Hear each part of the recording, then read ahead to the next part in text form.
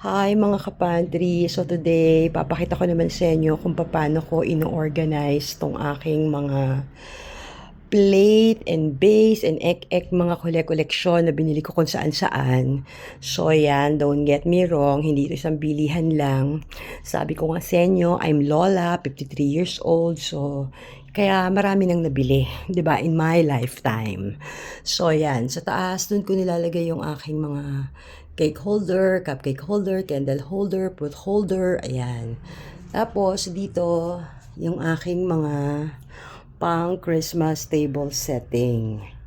Tapos ito, itong apple set na to, yan, binili ko yan sa Hobby Lobby. Imagine niyo guys ha, 2007 ko pa yan binili sa Amerika. See, ang tagal na, 'di ba? 18 years. Oh, actually, ito siya si Papay. Oh, 'di ba? Tapos, ayan, isa siyang set, may apple, may Papay. Oh. Pero ito, kailan ko lang 'to binili sa SNR lang 'yan. So, ayan yung local na mga, local dito ko kasi binili sa SNR. Tapos ito, ayan, ang kanyang collab life. Ang collab life ni Papay, ipapakita ko sa inyo, si Olive. Oh. Tapos, syempre, meron tayong Snoopy plates. O, ayan. Dami, diba? Tapos, ayan, meron akong banana plate. Tapos, meron akong giant mug. Eto, look. O.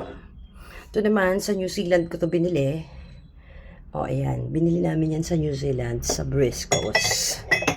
Kasi wala lang, maganda, diba? O. Tapos, ito yung mga Firex. Ayan. Soup cup. Yan guys. Tapos ayan, sa Amerika ko siya binili.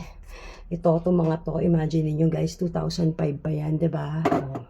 Yan, tanda ko na, 'di ba? Kaya nga lola na eh. Oh. Tapos ito naman, just imagine, nagsimula ako tong bilhin 5 years old pa lang yung anak ko. Ngayon, 32 years old na yung anak ko.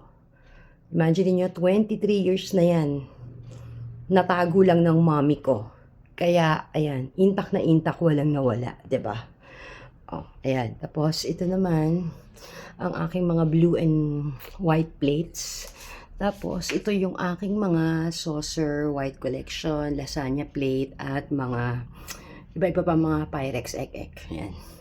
So, ayan. Ganyan ko siya ino-organize, guys. 'Di ba? Dati, ganito tong cabinet na to. Ayan, no, mataas. 'Di ba? Tapos, dahil nga madami na masyado yung aking koleksyon, na hindi pa pala sobrang dami, ayan, pinalagyan ko siya ng ganyan, yung layer.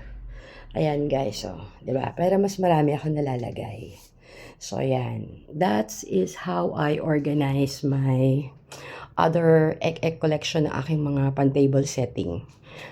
Yan. So, see you again mga kapantry. Next time, papakita ko naman sa inyo yung aking all occasion plate cabinet.